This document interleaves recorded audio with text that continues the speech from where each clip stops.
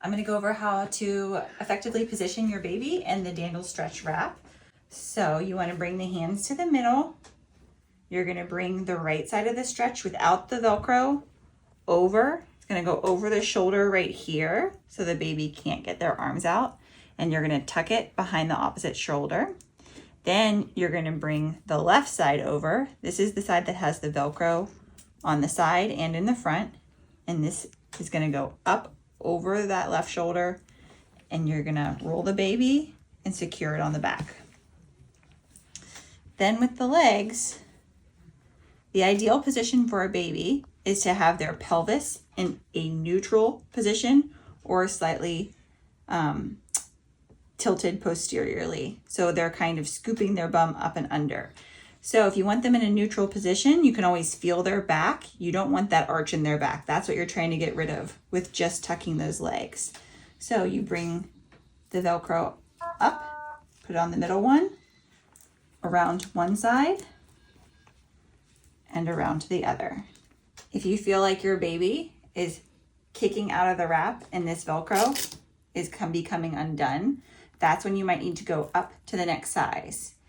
If you can wrap this top part around and this middle Velcro is coming too far around, then you might need to go down a size. So use your clinical judgment. Sometimes our babies that are IUGR maybe have a larger head to body ratio.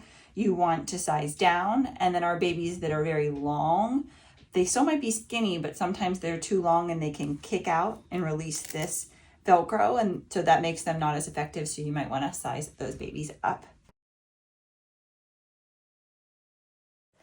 I wanted to show that you can achieve ideal positioning with either the blanket swaddle or the Dandle wrap. So same thing, you're going to bring hands to the middle, bring the blanket swaddle over and tuck under the opposite shoulder. Then bring the hips up so that you achieve that neutral pelvic position. You're going to bring the bottom up and over under that same shoulder you went over before.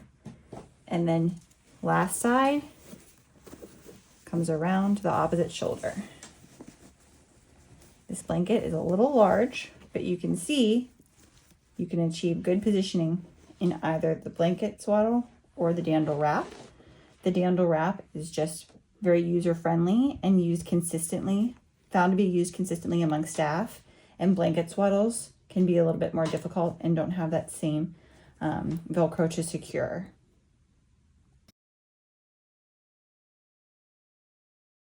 I wanted to show how both of the blanket swaddle, when done with secure behind the shoulders, and the Dandle wrap allow for free hip movement that allows for good development of that hip joint. So this allows for those hips to come out and the baby can move their hips freely in and out, up and around, because mostly it's secured here. And when the blanket swaddle is secured around the shoulders and not at the hips, you can also bring the leg part out and do a diaper change like that, but the hips can come open. The baby can move their hips up and down. Now when it's secured around the hips here, sorry baby,